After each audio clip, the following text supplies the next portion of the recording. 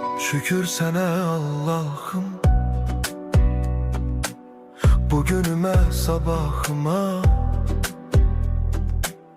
Yüreğimde bir ümit var, sen bakırsan halımıza. Şükür sana Allah'ım, yolumu düz saxla hər an.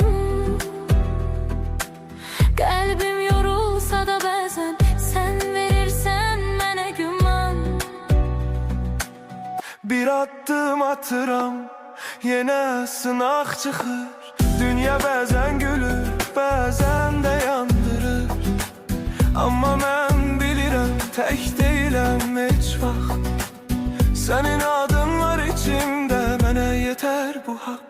Evimə bərəkət, canıma səhət, qəlbimə təmizlik, dilimə məhəbbət. Hər kəs öz payını halal qazansın, Allahın nuru ilə qaranlıq dağılsın. Ya Rabbim gəncə güc ver, yaşlıya sən ver.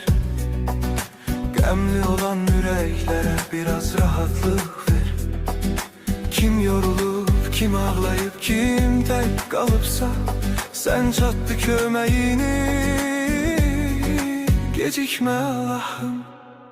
Şükür sənə Allah'ım, bugünümə sabahıma.